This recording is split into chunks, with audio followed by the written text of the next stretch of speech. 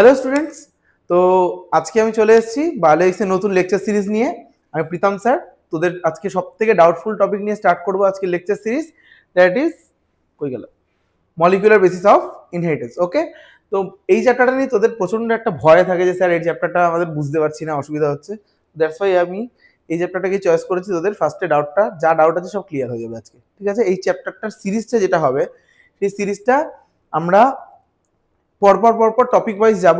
প্রত্যেকটা topic clear হবে, each and every point clear হবে, ক্রিস্টাল ক্লিয়ার কনসেপ্ট হবে, চুপচাপ ঘুমাবো। ক্লিয়ার? তো নিশ্চিন্তে পড়। আমার মনে হয় না তোদের আজকের দিনের পরে এই চ্যাপ্টারে আর কোনো ডাউট থাকবে। আমরা এই চ্যাপ্টার লেকচার সিরিজটাকে এরকমভাবে সাজিয়েছি যে ফার্স্টে আমরা পড়বো হলো ডিএনএ স্ট্রাকচার, ডিএনএ ডিসকভারি, মানে যেগুলো এক্সপেরিমেন্টসগুলো রয়েছে সেগুলো। দেন আমরা যাব কি আমাদের ডিএনএ রেপ্লিকেশন, তারপর ট্রান্সক্রিপশন, দেন ট্রান্সলেশন, তারপরে ল্যাক অপেরন বা অপেরন সিস্টেম, তারপরে DNA fingerprinting, human genome project. তো দিন this 7 to 8 lectures we will be covering the total molecular basis of inheritance chapter, ঠিক আছে? তো আজকে আমরা যেটা স্টার্ট করব দ্যাট ইজ নিউক্লিক অ্যাসিড। ওকে, তো নামটাই শুনে আমরা বুঝতে পারছি এটা একটা অ্যাসিড। কোথায় থাকে স্যার?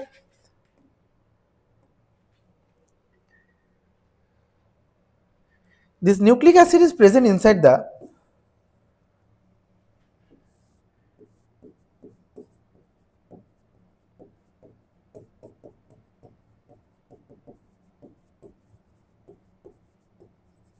বডি। বডির কোন জায়গায়? বডিতে সেলে। সেলের কোন জায়গায়? সেলের স্যার নিউক্লিয়াসে। নিউক্লিয়াসের কোন জায়গায়? নিউক্লিয়াসের ক্রোমোজোমে। ক্রোমোজোমের কোন জায়গায়?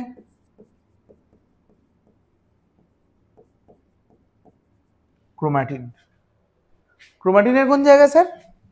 ক্রোমাটিন মানে DNA plus histone.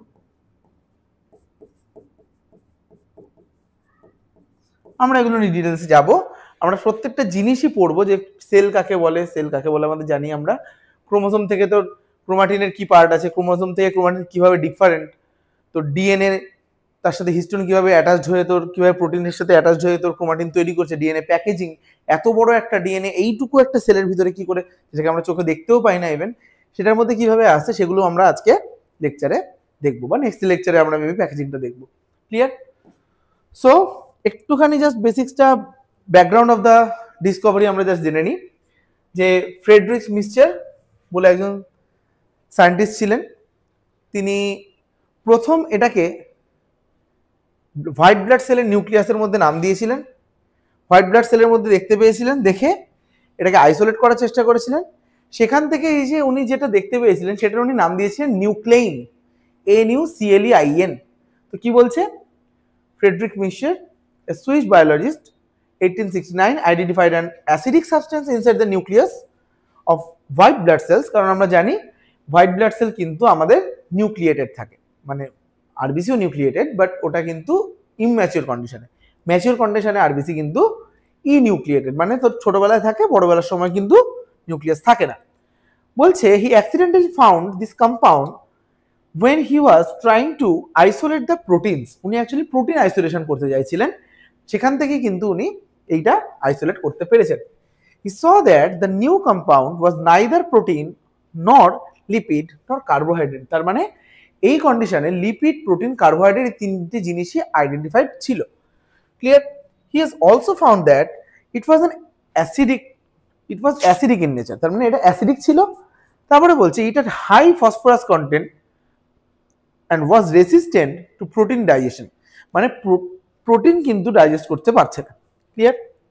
and it was isolated from the nucleus and he gave the term nuclein, যেটা বললাম একটু আগে, নিউক্লেইন ছিল।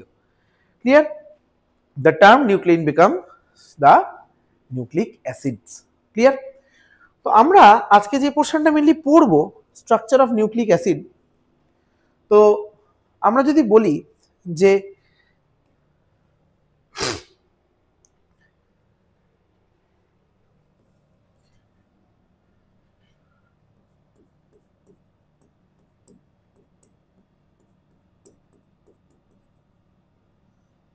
Nucleic acid. নিউক্লিক অ্যাসিডকে আমরা মেনলি দুটো পার্টে ডিভাইড করতে পারি, একটা হলো ডিএনএ আর একটা হলো আরএনএ। ডিএনএ এর ফুল ফর্ম তোরা সবাই জানিস, ডিঅক্সি রাইবো নিউক্লিক অ্যাসিড, আর এটার ফুল ফর্ম হলো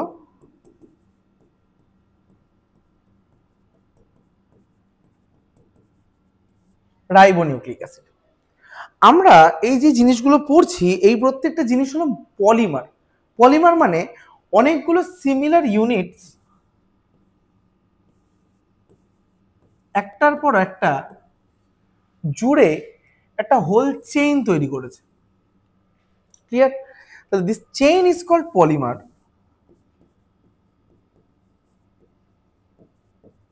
and these individual units are called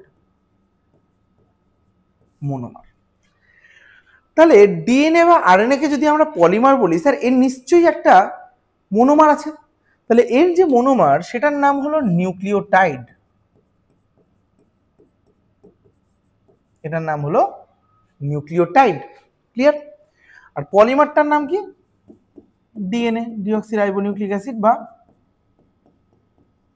RNA, ribonucleic acid. তো আই গেস এতটা অবধি ক্লিয়ার সবার? ওকে, নেক্সট। এবার যদি আমরা দেখি structure of nucleotide.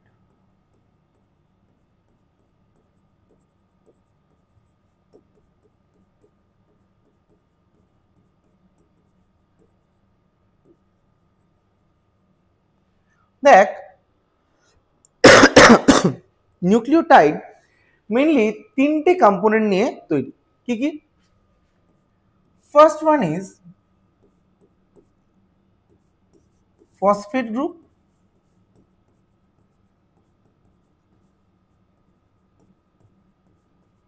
second one is pentose sugar, third one is nitrogenous base.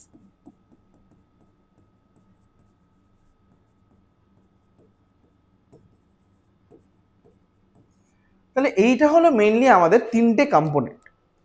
যদি আমরা বলি যে nucleotide, T for three, T for tide, তাহলে আমরা এটাকে বলবো যে নিউক্লিওটাইড। তাহলে মানে মনে রাখবো nucleotide is made up of three component. আর একটা টার্ম হয় that is called nucleoside,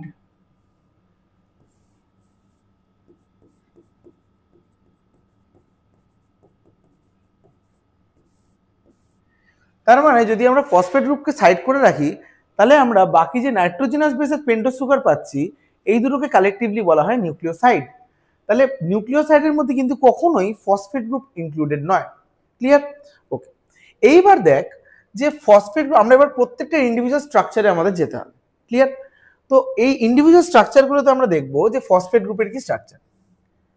phosphate গ্রুপের স্ট্রাকচার দেখার আগে আমাদের প্রথমে জানতে হবে স্ট্রাকচার অফ ফসফরিক অ্যাসিড।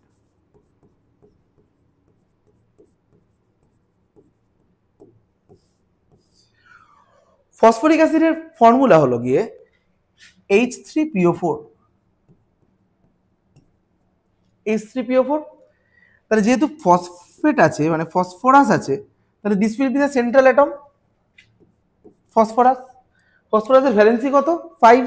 তাহলে ফসফরাসের ভ্যালেন্সি যদি 5 হয়, আমরা 5টা হাত দিয়ে দিই, সবকটাতে একটা করে অক্সিজেন দিয়ে দিই, আর এগুলোতে একটা করে হাইড্রোজেন দিয়ে দিই। তাহলে this is the structure of phosphorus, sorry this is the structure of phosphate group.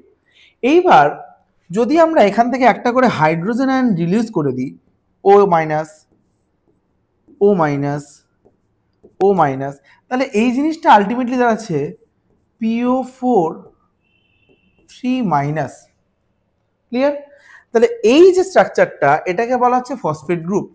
And দুটো ইম্পর্টেন্ট পয়েন্ট বলি, this phosphate group is responsible for the negative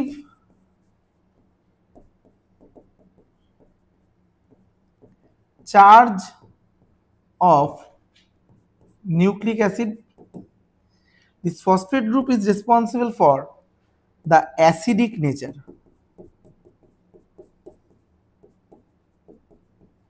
of nucleic acid. Very much important point, star mark করে নে। তা DNA বা RNA যে negatively charge সেটার জন্য responsible কে? Phosphate group. দেখ 3 মাইনাস রয়েছে। অ্যাসিডিক তার জন্য রেসপন্সিবল কে? ফসফেট গ্রুপ, কারণ আমরা দেখতে পাচ্ছি এখানে ফসফরিক অ্যাসিড থেকে কিন্তু ফসফেট গ্রুপটা এসছে। ক্লিয়ার? ওকে, তো ফসফেট গ্রুপের স্ট্রাকচার আই গেস ক্লিয়ার। তো এবার নেক্সট আমরা যাব হলো স্ট্রাকচার অফ পেন্টোজ সুগার। তো স্ট্রাকচার অফ পেন্টোজ সুগার যদি দেখি,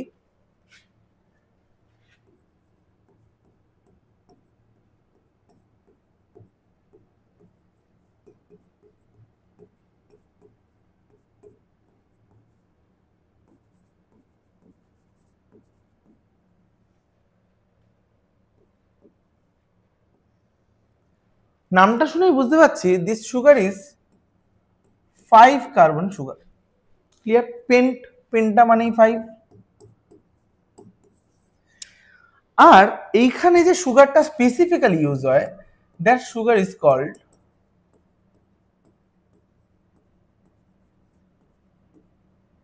রাইবোজ সুগার। ক্লিয়ার?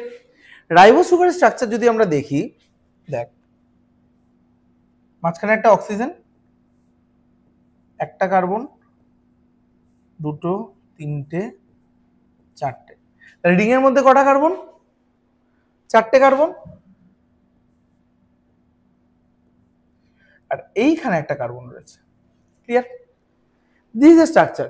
এবার দেখ কার্বনের ভ্যালেন্সি কত আমরা জানি? 4। অলরেডি এখানে অকিউপাইড কত? দুটো রয়েছে।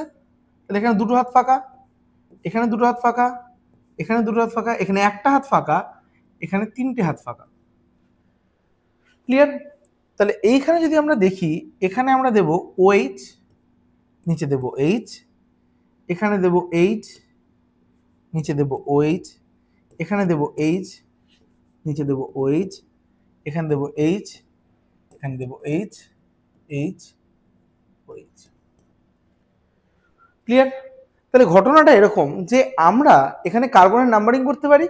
তাই এখান থেকে স্টার্ট করতে পারি 1 2 3 4 5। তাহলে 5টা কার্বন আছে।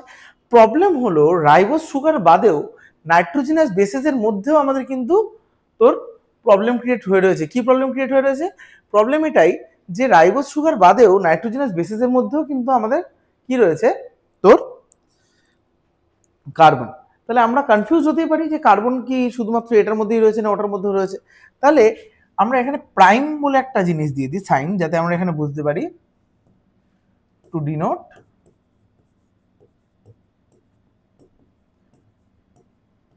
Sugars carbon.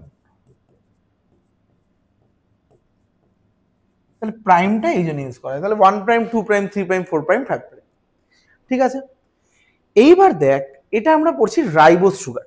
রাইবোজ সুগারটা দেখ মেইনলি আমরা জানি, দেখ পাশাপাশি দুখানা বাল্কি গ্রুপ যদি থাকে আর সিমিলার গ্রুপ যদি থাকে, তাদের মধ্যে ধাক্কাধাক্কি বেশি হবে না কম হবে? স্টেরিক হিন্ড্রেন্স বলা হয় এই প্রসেসটাকে।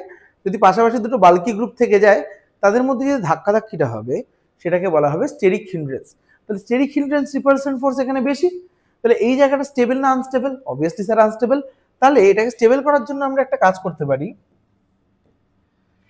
এই সেকেন্ড পজিশন থেকে একটা অক্সিজেনকে সরিয়ে দিতে পারি। তাহলে কি দাঁড়াচ্ছে ব্যাপারটা? আমি আর কার্বন ড্র করছি না, তোরা জানিস এই স্ট্রাকচারটা। উপরে H, নিচে OH, নিচে H, যেটা সরিয়ে দিয়েছে একটা ওকে, H CH2, এদিকে দিলাম OH। তাহলে দেখ সেকেন্ড পজিশন থেকে আমি একটা অক্সিজেন সরিয়ে দিয়েছি, এতে স্টেরিক হিন্ড্রেন্স বেড়েছে না কমেছে? অবভিয়াসলি কমেছে। তাহলে স্টেরিক হিন্ড্রেন্স কমার জন্য তাহলে এখান থেকে আমার একটা অক্সিজেন বের করতে দেওয়া হয়েছে। তাহলে অক্সিজেন বের করার প্রসেসকে আমি বলবো ডিঅক্সিজেনেশন। তাই তো? Yes or no? তাহলে রাইবোজে ডিঅক্সিজেনেশন করে আমরা পেলাম এটা। তাহলে রাইবোজ, যদি এটা রাইবোজ সুগার হয়ে থাকে, তাহলে এটারই ডিঅক্সিজেনেশন করে আমরা কি পেয়েছি? এটা। তাহলে এটার নাম হবে ডি অক্সি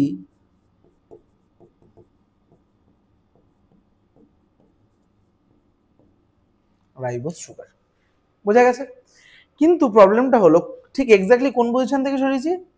2 প্রাইম। এখানে দিয়ে দে 2 প্রাইম ডিঅক্সি রাইবোজ সুগার। আমাকে একটা কোশ্চেনের অ্যান্সার বল, যে এইটার মধ্যে ধাক্কাধাক্কি বেশি, তাহলে এটা স্টেবিলিটি কম, এটার মধ্যে ধাক্কাধাক্কি কম, দ্যাটস ওয়াই এটা সেটা স্টেবিলিটি বেশি। তাহলে যেটা স্টেবিলিটি বেশি সেটা পৃথিবীতে অ্যাবান্ডেন্ট বেশি, তাই জন্য আমাদের জেনেটিক ম্যাটেরিয়াল ডিএনএ না আরএনএ, কোনটা?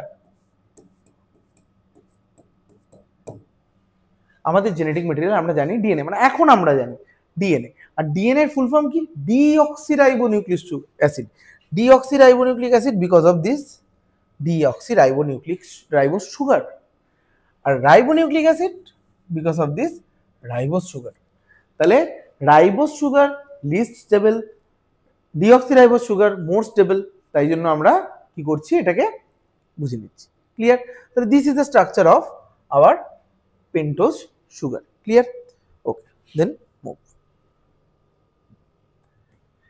এবার বলছে দেখ ডিসকভারি অফ নিউক্লিক অ্যাসিড। এখানে আমরা জার্মান সায়েন্টিস্ট 1910-এ ফাউন্ড করেছিলেন যে নাইট্রোজেন কন্টেনিং বেসেস রয়েছে, মাল্টিপল অর্গানস নিয়ে কাজ করেছিলেন, যেমন তোর থাইমাস থেকে উনি, তাই জন্য থাইমাস থেকে পেয়েছিলেন বলে নাম দিয়েছিলেন থাইমিন, সাইটোসিন।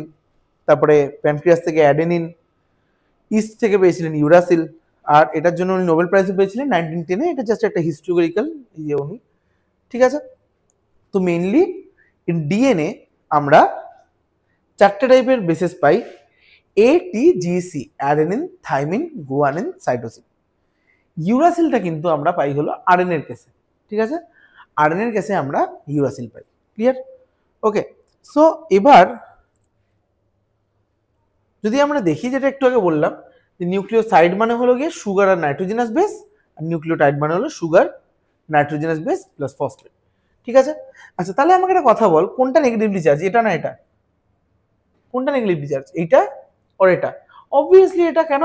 এর মধ্যে কি রয়েছে? Phosphate group. এর মধ্যে ফসফেট গ্রুপ নেই। কোনটা অ্যাসিডিক স্যার? বলতে হবে? একেবারেই না। ক্লিয়ার?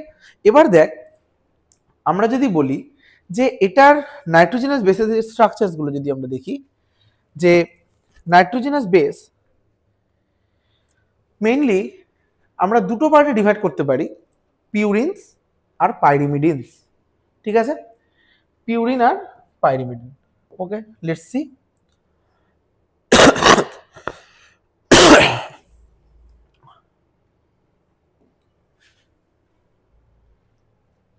তাহলে পিউরিনের স্ট্রাকচার যদি আমরা দেখি আর পাইরিমিডিনের স্ট্রাকচার যদি আমরা দেখি, পিউরিনের স্ট্রাকচার হবে এরকম।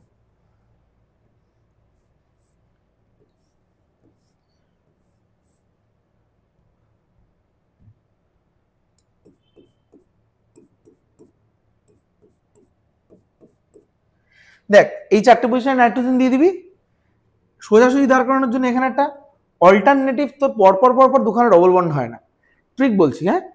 তো পরপর পরপর সব ডাবল বন্ড হয় না, তাই জন্য আমরা অল্টারনেট ডবল বন্ড দেবো। দিলাম, এটা পরপর হয় না, তাই এটা অল্টারনেট দেব। This is the structure of what?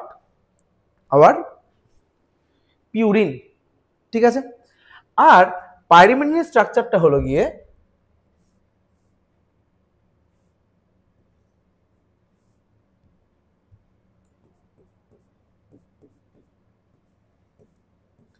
এটা হলো পাইরিমিডিনের স্ট্রাকচার। তাহলে this is the structure of purine, এটা হলো স্ট্রাকচার অফ পাইরিমিডিন, ঠিক আছে? পিউরিনটাকে বলা হয় বাইসাইক্লিক ইন নেচার, আর এটা হলো মোনোসাইক্লিক। মোনোসাইক্লিক বলতে একটাই সাইকেল রয়েছে।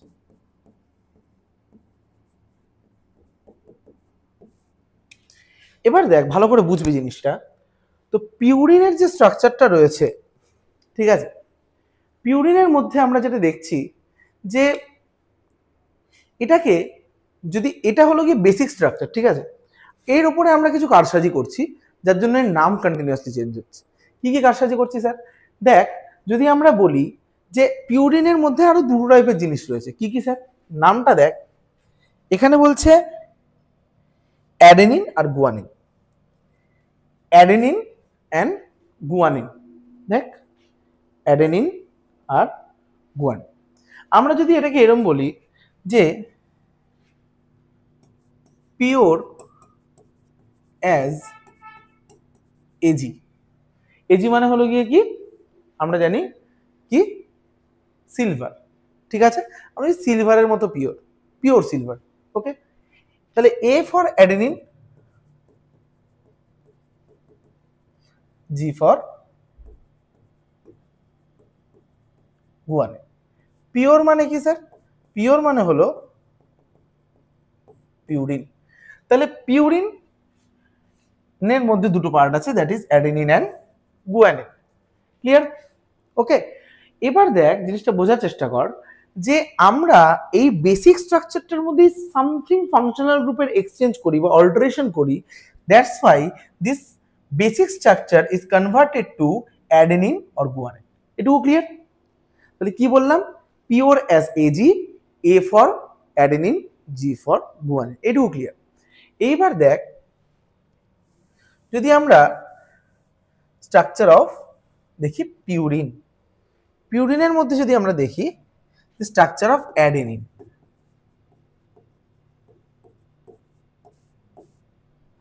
অ্যাডেনাইন বলে অনেকে, ঠিক আছে।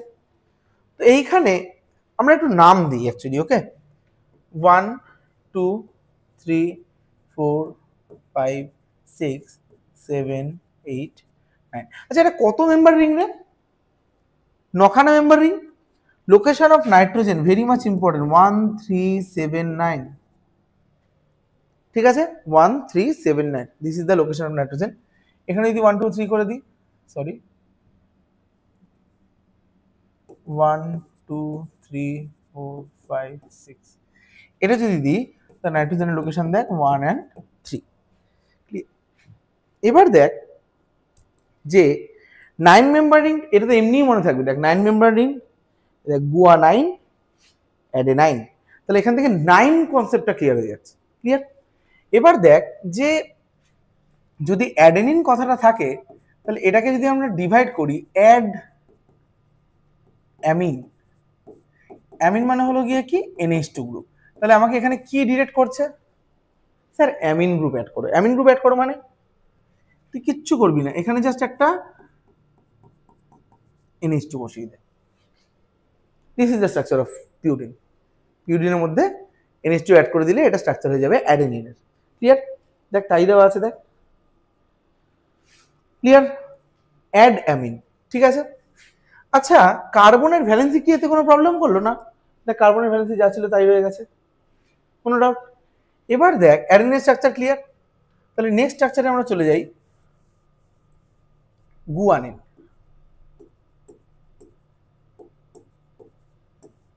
এটাকে যদি আমরা বলি গো অ্যামিন, তাহলে অ্যামিনকে বলছি সরে যেতে, সরে গিয়ে কোথায় আসতে বলছি? এখানে আসুক। ক্লিয়ার? গো অ্যামিন, তাহলে জি ফর গুয়ানিন, অ্যামিন মানে হলো NH2, ও মানে হলো কি অক্সিজেন, তাহলে ডবল বন্ড ও। তো this is the structure of what? This is the structure of guanine. ব্যাপারটা হলো দেখ কার্বনের ভ্যালেন্সি কিন্তু এবারে ডিস্টর্টেড হয়েছে। কার্বনের ভ্যালেন্সি 4, 1 2 3 4 5 হয়ে গেছে, তাহলে আমরা কি করব?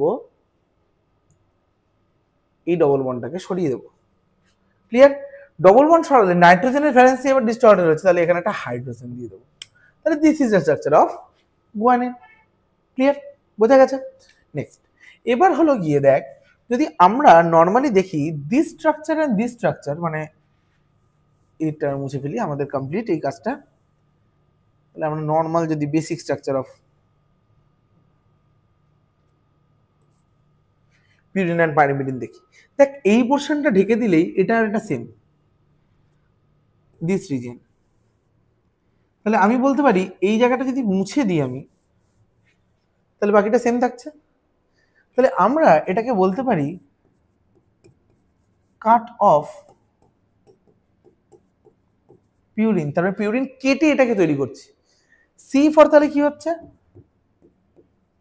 Cytosine, U for uracil, T for thymine. Cytosine, uracil, thymine. Clear? দেখ সাইটোসিন, ইউরাসিল, থাইমিন। এবার এটা স্ট্রাকচারটা বড় easy. Same NH2 group add করে দে, সাইটোসিন, ডবল বন্ড দুটো সাইডে ওপরে নিচে দিয়ে দে, ভ্যালেন্সি গন্ডগোল হবে, একটা ডবল বন্ড হাঁটিয়ে দে, আর একটা এনে কি লাগিয়ে দেবো বল, হাইড্রোজেন লাগিয়ে দেবো। তো এখানে দেখ, এখানে হাইড্রোজেন লাগিয়ে, যেখান থেকে ডবল বন্ড সরে গেছে, এখানে সরেছে, এ দেখ হাইড্রোজেন চলে এসছে, এদের ডবল বন্ড সরেছে, এ দেখ হাইড্রোজেন চলে এসছে। ক্লিয়ার? আর একটা জায়গায় এটা আর এটা স্ট্রাকচার সেম, শুধু একটা CH3 গ্রুপ আমি অ্যাড করে দিয়েছি। এবার আমাকে একটা কথা বল, CH3 group mainly stability increase করে না ডিক্রিজ করে? CH3 গ্রুপ কিন্তু যে কোনো কিছু স্টেবিলিটি ইনক্রিজ করতে হেল্প করে। তো CH3 গ্রুপ যদি স্টেবিলিটি ইনক্রিজ করতে হেল্প করবে, তাহলে CH3 গ্রুপ যার মধ্যে আছে সে বেশি স্টেবল। তাহলে thymine is more stable that of uracil. আর আমি ফার্স্টেই বললাম ডিএনএ হলো মিঙ্গেল, দুজন একসাথে আছে, আরএনএ হলো সিঙ্গেল। সিঙ্গেল যে সে সবসময় কি বলবে, I am incomplete without you, I am incomplete without you. U মানে ইউরাসিল, তাহলে আরএনএ এর মধ্যে কি থাকবে, ইউরাসিল, ঝামেলা শেষ। তারপর ইউরাসিল স্টেবল না আনস্টেবল?